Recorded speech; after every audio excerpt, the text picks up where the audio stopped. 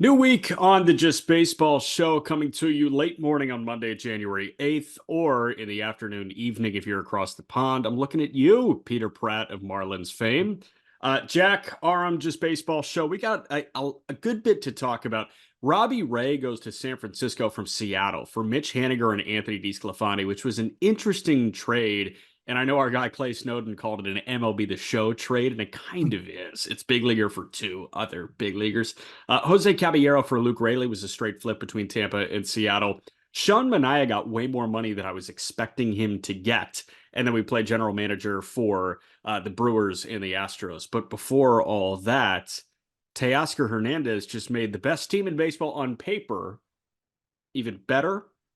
Maybe they were the second best team in baseball behind Atlanta on paper, but now it feels like they are the best team in baseball.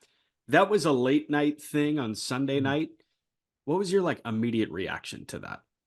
So it's funny. I generally I've talked about how I think this player X or Y player goes to Rays or Dodgers, now they become great, right? Like I always think that's a super lazy narrative. I do Mhm. understand that they do help get the most out of a lot of different players, but sometimes it's they're not just going to turn something around that's just not there, right? When we Noah Syndergaard's a perfect example of that. Like if it's not Right, there, it's not there. What right. they do is they identify the guys that they can maximize, the abilities out of. It's not like they're pulling players out of out of indie ball left and right. But the reason why I mentioned that is Teoscar Hernandez is the perfect candidate to be able to be maximized or to get back to where he was. Like I think the Dodgers are really good at helping players find where they once were, right? Like it's not about like turning a player that's been a quadruple A guy his whole career into an all-star. It's about you were really good. Sometimes you get far away from where you once were,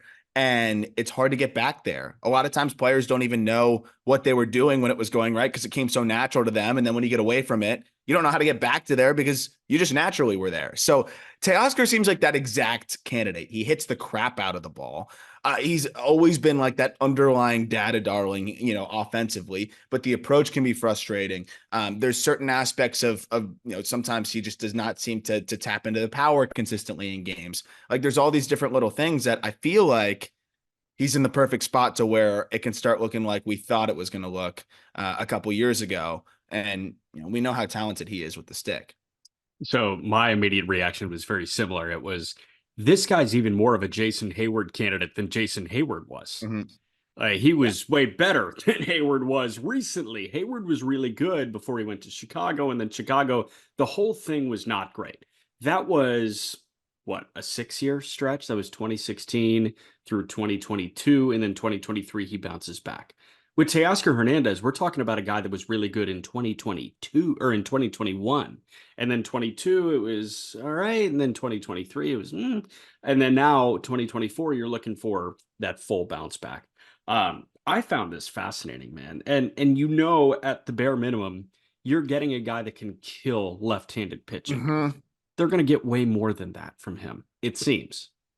Oh, absolutely. But they also really needed somebody that can kill left-handed pitching. I think that was you look through the lineup, it starts to get a little bit left-handed heavy, especially now with Otani in the fold. And of course, those are guys that you don't care if it's lefty versus righty, but you look down, top to bottom and Outman and Hayward is obviously only going to really face righties. So Yep.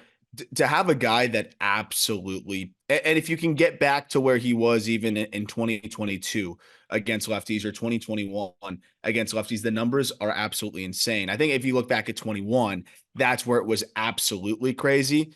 In 2021 against left-handed pitching, he hit 372, 407, 744.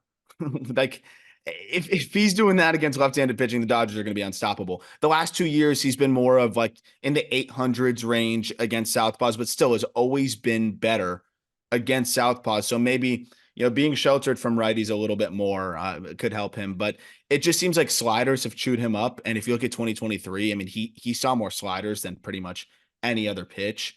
And that was his like the trouble. That was the challenge. If he can somehow figure out a way how to recognize sliders and not chase at a 40% clip against those types of pitches, that'll definitely help. But regardless, naturally facing more lefties, it's going to help you from the right on right slider issue. So I'm very interested to see if it's one of those things where he gets more out of his own abilities by, making some adjustments, or if the Dodgers just get more out of him in a vacuum, similar to Hayward, where they're just putting him in positions to succeed more often and kind of sheltering him from the really bad matchups. And all of a sudden, the numbers are really, really good.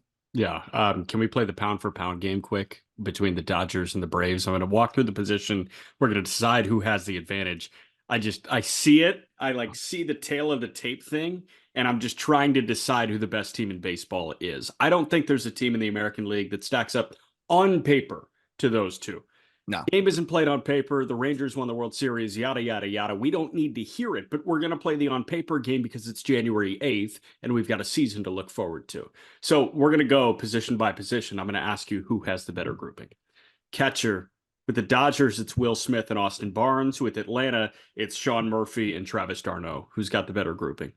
It's pretty damn close, man. I mean, like if you want to like group the backup, obviously helping, but at the same time, you're predominantly playing the starter. So Will Smith is the best catcher of that group, but technically d'Arnaud is a good amount better than Austin Barnes. I mean, Barnes is pretty brutal, so that makes it a little bit different. But I think you got to go with just Will Smith in a vacuum. Okay, Freddie Freeman or Matt Olson? Freeman. Yep. Mookie Betts or Ozzie Albies? I already put LAD down. Yeah. Third base, you got Austin Riley against Max Muncy. Riley. Yep. So give me Atlanta. Shortstop, it's Orlando Arcia against Gavin Lux as it stands right now. I mean, isn't it crazy? We're talking about two of the best teams in baseball, and they both like their biggest weakness might be shortstop. Yeah. It's so wild. You think that would never be the case. Look, I'd say Arcia because I know what I'm getting at least. I would too. I mean, I think Lux can be better. Yeah. We had questions before he tore his ACL, just like what it was going to look like. I was excited, but yeah, we'll see.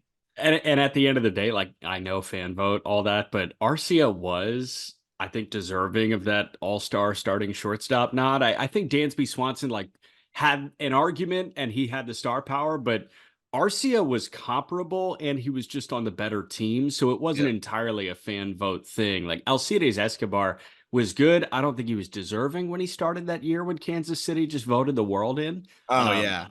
But like we were talking about Arcia, Geraldo Perdomo, and Dansby Swanson, and Arcia was deserving. So yeah, I side with Atlanta.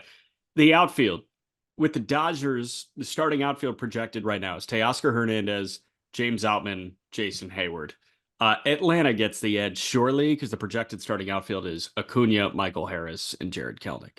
Yeah. I think you're selling the Dodgers outfield slightly short by not mentioning the bench. But I know the bench is going to be like the next phase here. So yeah, I'm not saying you individually are selling them short. I'm like, if you're talking about the Dodgers outfield, I do think it's important to mention Margot and Chris Taylor just because of the way that they're going to mix and match here. Taylor also hits lefties pretty well. Margot being a good defender. I'm very interested. Like this is going to be a really good opportunity also for Dave Roberts. And obviously I think it's going to also come from the front office about obviously how they want to, mix and match here, but a lot of creativity can be had now, which is cool. But of course, I mean, talent wise, the Braves outfield's just on another level.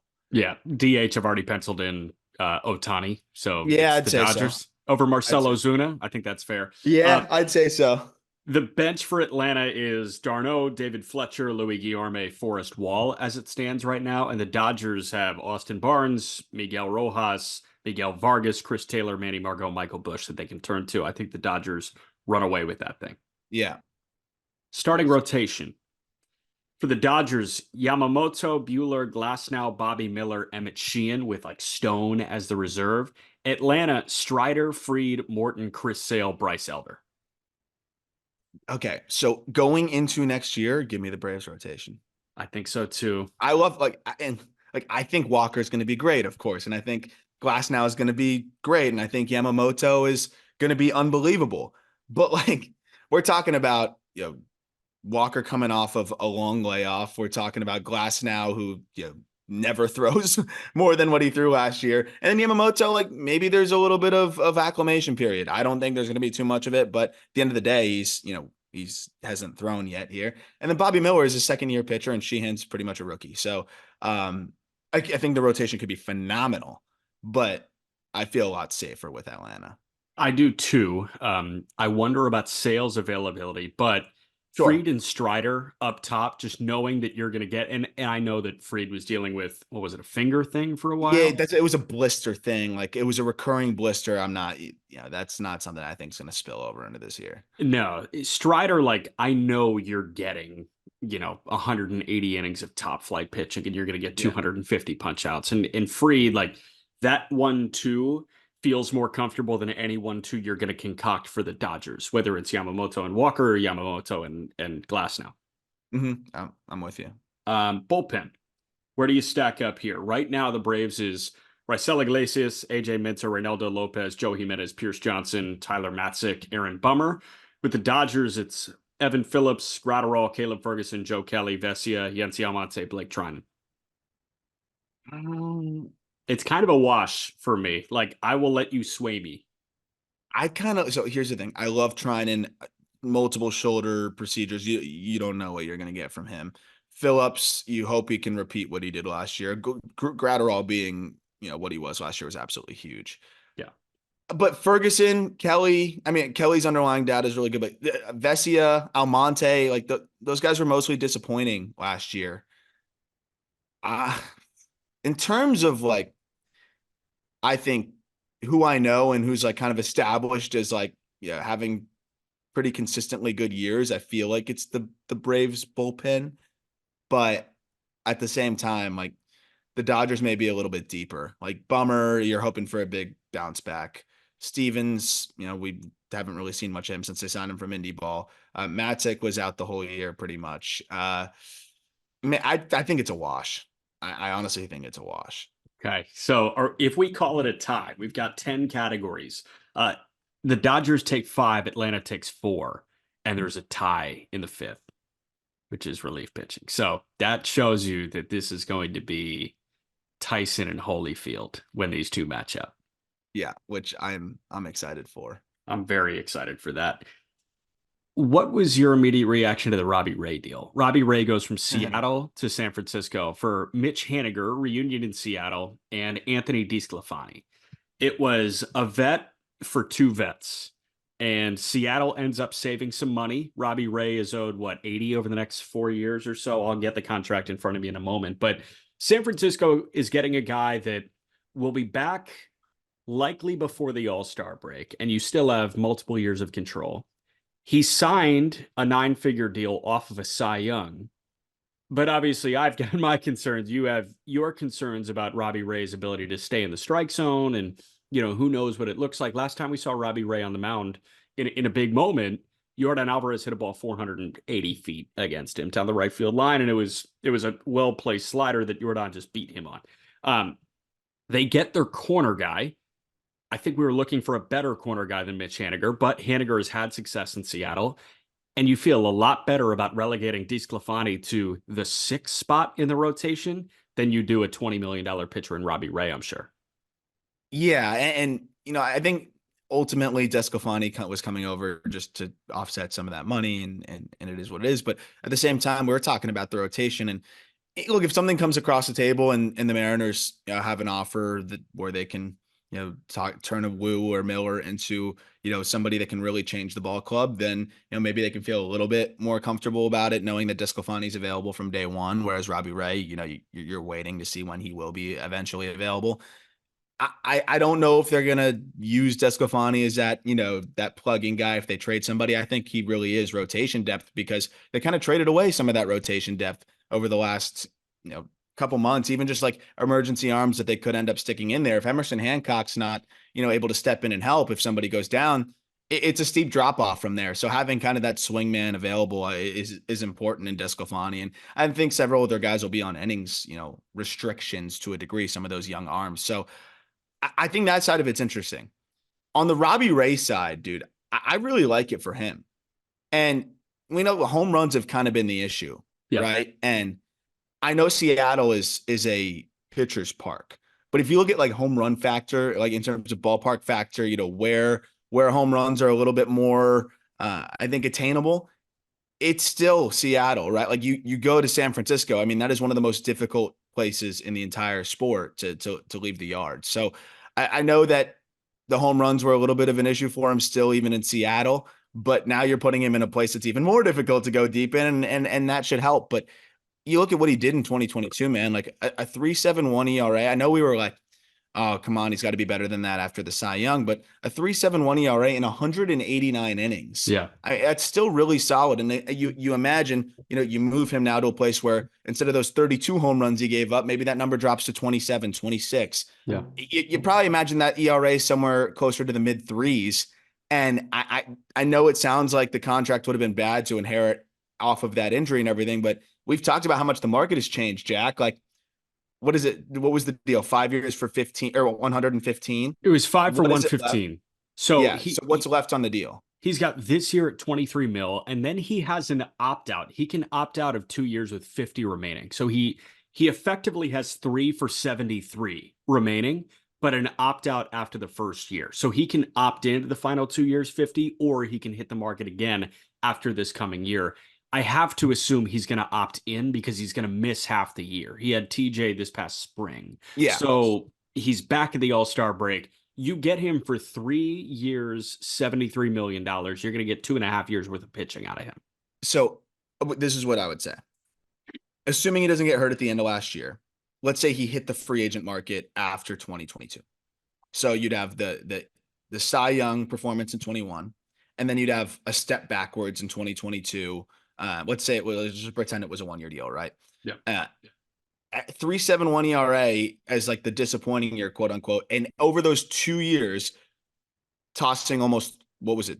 300 innings, almost 400 innings between those 2 years. Like, if he hit the open market, he would have got a lot more than what he's owed over the next 3 years. Yes, the injury, but it's Tommy John. That's run of the mill at this point. So right. I still think he's a pretty good deal at that number. And that's why I think it's kind of interesting is I felt like the Mariners didn't really need to take on the Haniger contract, I felt like. Or I thought that the Mariners could have had more money kicked their way. Because again, I don't think the Robbie Ray contract is really bad at all. Qualifying offer was like basically $20 million. We're going to talk about what Sean Manaea just got. Like, I really don't think it's a bad deal at all. I honestly think it's with some of the deals we see going around here, it's a pretty good bargain. So Haniger's got this year at 17 and then a player option of 15.5. You assume he opts in, although we have no idea what the contract is. I don't know if it's a bargain because he's coming off Tommy John. Like that's the big wrench in all this. And Tommy John, while it is run of the mill, you don't just get back to the status quo afterwards. It is an uphill battle for these guys. I just think there's enough information and there are enough guys that have gone through it to provide a whole bunch of like advice and feedback during the rehab process. So it feels run of the mill on the outside, but like we have no idea if Robbie Ray is going to come back throwing 96. He could That's be fair. 93, 94. Like 3 for 73 for a guy coming off TJ feels a little steep. So I understand the Haniger kick in. And Haniger does fill a role for Seattle. We were talking about Jock Peterson being a fit. We were talking about a whole bunch of these, lefty corner outfielders. They got a lefty corner outfielder, and they got a guy that maybe they were thinking they should have never let walk. So Haniger is going to be from the right side, but oh, sorry, yeah. But the thing with Haniger is, can he stay healthy? Yeah, I love Haniger. I loved the signing for San Francisco, and then I mean, he just couldn't stay on the field. I will say, I think it's good to get him back home, where he was comfortable, where he had his best seasons. And if you were going to have to kick in money, because I guess, playing your side of it here, which is obviously the side that I think both teams saw it as is, hey, a player coming off of TJ, you're just not going to give him 3 years of that much money. So we need something to offset this amount of money. Look, if I'm going to get a flyer, to offset money, I'd love for it to be a guy that is beloved, where we play our games and that has had some really good moments and that could maybe get back to what he once was, where he once was that. So that part of it's really interesting. They also, they went out and got, and we'll talk about it, getting Luke Raley. I feel like there's going to be a pretty interesting I think, platoon through that DH spot there because Rayleigh can hit righties. You put Mitch Haniger in, he's going to crush lefties. Yeah. They'll probably have Haniger play a little bit of outfield. I wonder how much. That's the big question for me is because you still have Garver now in the DH spot. So are you going to have Haniger and Rayleigh kind of play a predominantly play a lot of outfield? Like that's kind of interesting, right? Yeah. Because I don't want Haniger to get hurt, and Luke Rayleigh's, it's the bat over everything. So Garver kind of clogging the DH spot while you go out later and get Haniger and Rayleigh is interesting to me. Yeah. That said, you move a player who's not going to be available for the first half. That when you look at the rotation, you could argue that I like most of their options better right now, other than Bryce Miller. I'd argue that you could say Gilbert's probably going to be better than Robbie Ray next year. Kirby's definitely going to be. Castillo's definitely going to be, and I think Lou could be. But realistically, Robbie Ray slides in as that 4. Instead, you now get a power hitting outfielder, and you get another depth arm, and you save what? How much money do they now save with the $6 million being kicked their way? Like, what's do we have like a full accounting breakdown of how much that they'd save in total here for not only next year but beyond that? So Ray is owed 23 this year. DeSclafani's owed 12, and Haniger's owed 20. So that's 20 plus 12 is 32. But then DeSclafani hits the open market after this year. Haniger has that player option at 17.5 versus San Francisco takes on 2 for 50 after that. Yeah. So in terms of total money, 32 plus 17 is 49.5 compared to 73 going to San Francisco. And what, San Francisco also kicked in the 6? Or did Seattle kick in the San Francisco also kicked in the 6? So it's still like cheapening out for Seattle a good bit. And I think it depends on the options and everything. But of course, I think you kind of know which way both of those options are going to go. Here's my thing. Did Seattle really get better? No, I think they stayed the same and they got cheaper, which I guess Slightly. Yeah, like slightly cheaper. So I guess some could view as like better because you have the same talent level. You got 2 players. You got a bat that's going to be on your 26-man roster, and you got an arm that's going to be on your 26-man roster. And I think Jerry Dipoto might have been looking at this rotation, and it's like, okay, where does Robbie Ray really fit in? And you say that Wu could be better. I mean, you clearly are not, giving enough credit to Bryce Miller's splitter, that one splitter that we saw. But yeah, the one he threw on that we saw on X. Yeah. Yeah, but like I think they could be looking at Wu, they could be looking at Miller, hell, they could be looking at Hancock too. And it's like, all right, that assortment of 3 young guys, I think is a better option for us than a $23 million Robbie Ray. I think at 23 million, yes. At 23 million. I genuinely think Ray is going to be a 3-5 guy next year, or like the next full season we see him. And 3-5, 3-6 guy. Like Miller, I think will always be in the low 4s. Wu, I think, has more variance on the upside. But yeah, it's going to be interesting. I just think, rotationally it makes sense. You're kind of fine there. You do add 2 bodies to the 26.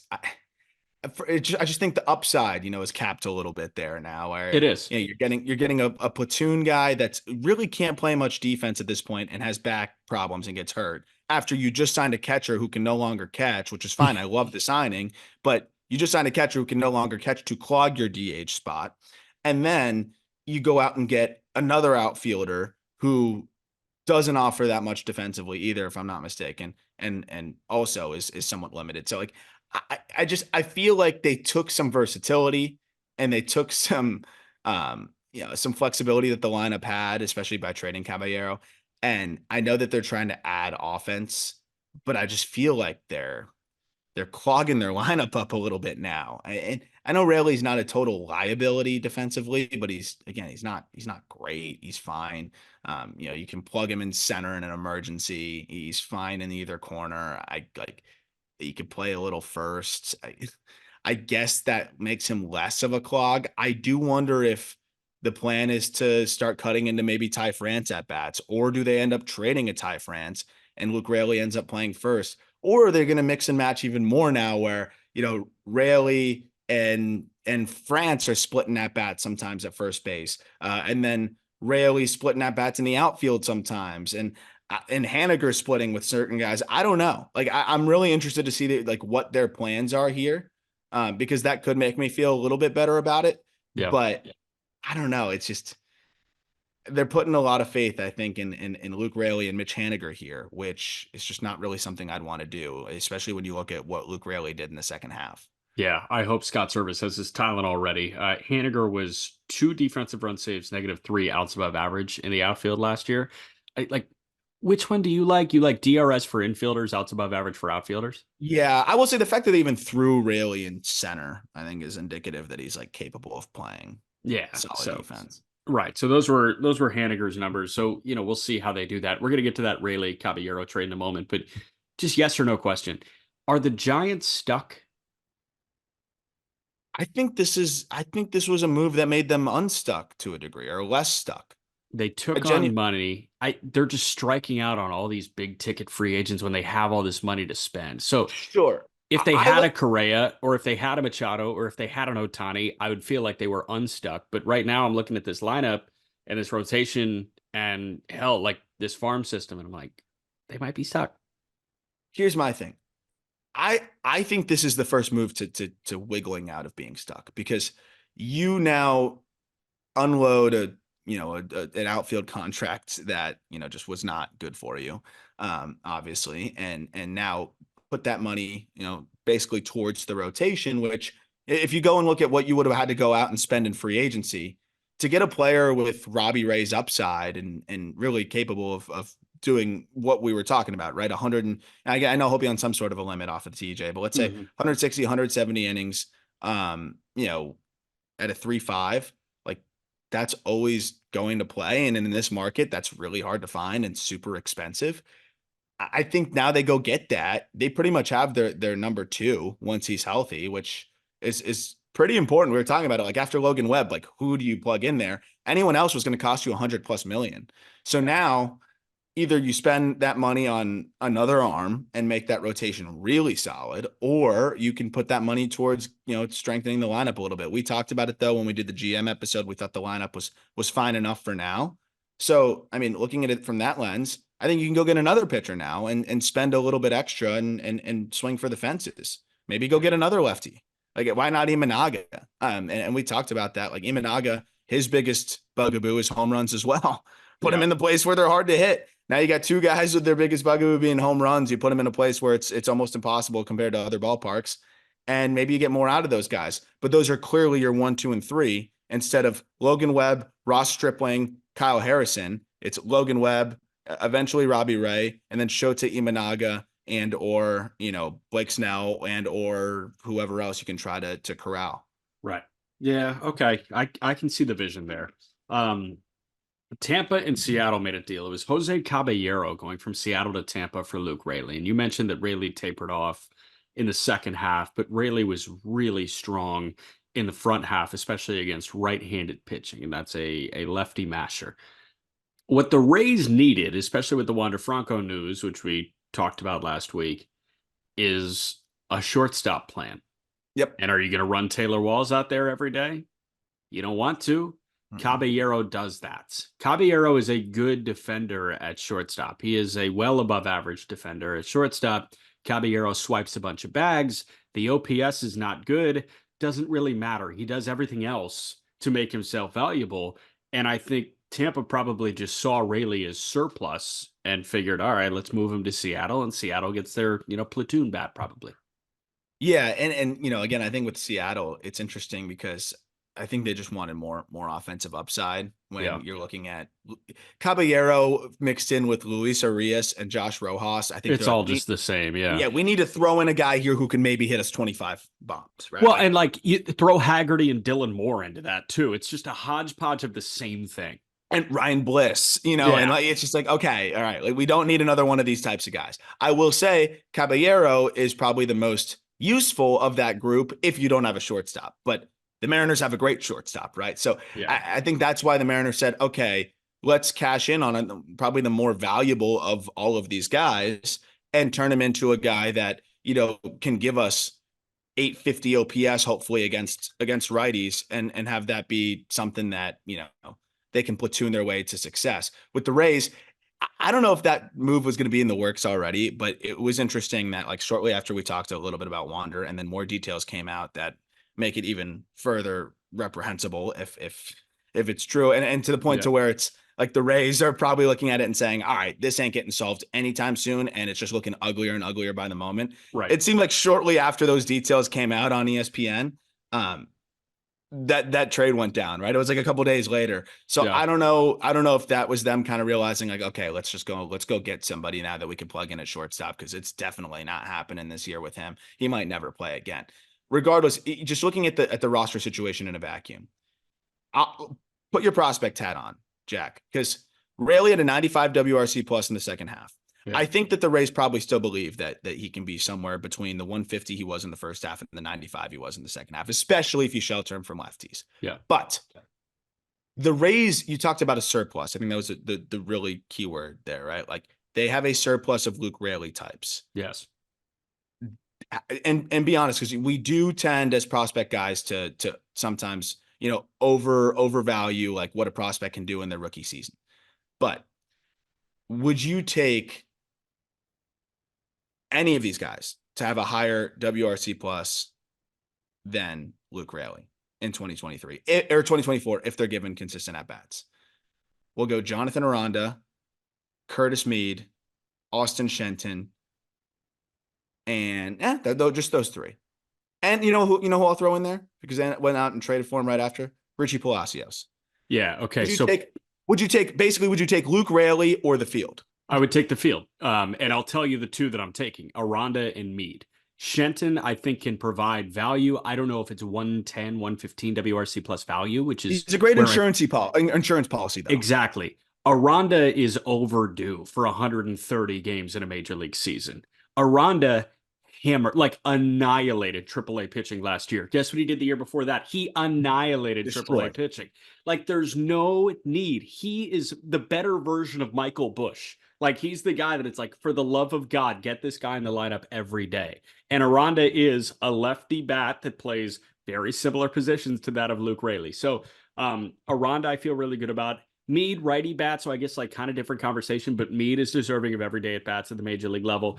Palacios is not a 115 WRC plus guy, but he's a spark plug and he can swipe bags and he can take a bunch of pitches. He is a high OBP guy. There's a reason that the Cardinals claimed it, and he was solid for the Cardinals down the stretch. Yeah. The Palacios brothers, Richie and Josh, like they both provide value in a bunch of different areas, and it may not result in a 115 WRC plus, but I thought that was a great pickup for them because they needed that dynamic. They needed somebody that is Siri, but not like Siri is the freak athlete in that lineup. Go get another good athlete, but you don't need another Brandon Lau. Like Rayleigh was just Lau's surplus, and I think Aranda is Rayleigh. Yeah, no, it's interesting, and you're just seeing teams just try to mix and match here, right? And I think the most important thing, and you brought this up in in the staff chat, was Caballero. He's gonna be a better offensive piece than Taylor Walls, but I don't think people realize the guy can pick it at short. Like, yes, he's a utility guy. He's played all over, but he's an above average defender at shortstop. So now you've got your guy that can play above average defense at shortstop. Now you don't have to worry about sliding Caminero to short if Basabe struggles, or if Walls just is not able to hit his weight. Now you've got a guy that should hover around a 700 OPS, has the potential for a little bit more, and play good defense. What they needed to avoid was just having a guy that's a gaping hole offensively, right? If Taylor Walls is playing shortstop every day, there's a legit chance he's a 580 to 620 OPS guy. Yes. And if he's not playing some of the best defense in the sport, which that seemed to taper off a little bit too, you're not getting value there. So like the rest of the lineup can hit. It can really hit. And you look at it like this, like I almost like to look at it in groupings of what production are you going to get up the middle. You might not get as much power now from shortstop, but at second base, Brandon Lau could be one of the best power hitting second basemen in the sport. So up the middle, if you're getting good defense and Lau's compensating, on the power side, just carry your weight if you're Caballero. And then you look at their other positions, like they're going to rake everywhere else. There's pretty much every other spot. They can all swing it. So I like this move a lot for them. I think it gives them insurance. It helps them in the meantime.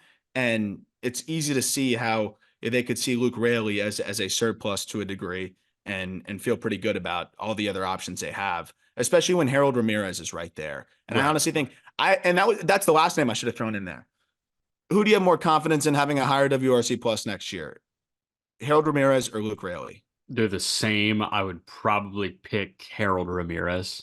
I would too, because he's done it longer. Yeah, like Ramirez is Rayleigh, who is Aranda. They're all the same guy in my brain, and So they give me had the all guy that's three. been doing it for more than 1 year. Yes, exactly. And give me the younger guy that's been hammering AAA pitching now. Like Rayleigh was a 1 year breakout at 20, with 7 years old as a rookie, 28 years old as a rookie. He's same age as he's slightly older than Harold Ramirez, believe it or not. He's 20. He's almost 30. There you go, man. All right, we're going to talk about Manaea in a moment, real quick, and then we're going to play some GM. But real quick, Sean Manaea signs a 2 year, $28 million deal with the New York Mets. That's a lot of money.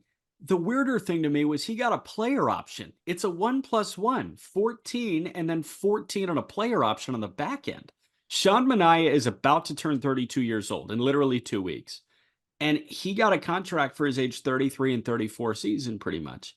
Mm-hmm. Uh, this was crazy to me for a guy that, and I understand pitching market, all that, but for a guy that I like last year had a 4.5 ERA and 117 innings. Before that had a 5 ERA and 158 innings.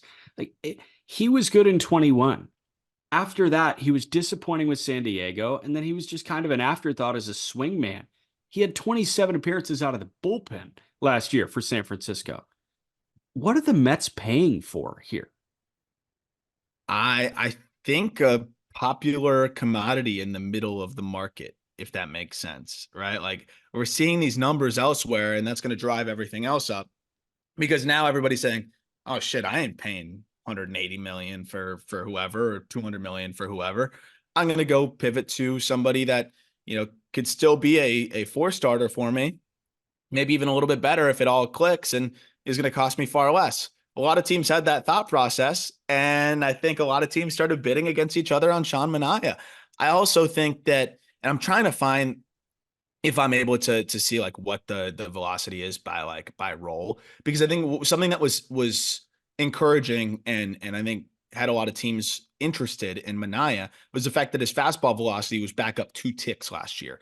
That said, he did also come out of the bullpen, as you mentioned. So how much of that is the uptick is kind of my question, which I'm going to try to solve real quick.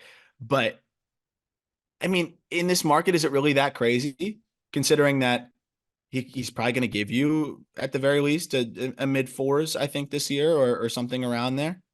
I just kind of viewed him as like a six starter. You're paying a six starter, and I thought the price of a six starter was Luis Severino. And Manaea and Sevy are on the same team. Who would you rather pay if you had your pick, point blank, for 1 year? Manaea or Luis Severino? Manaea.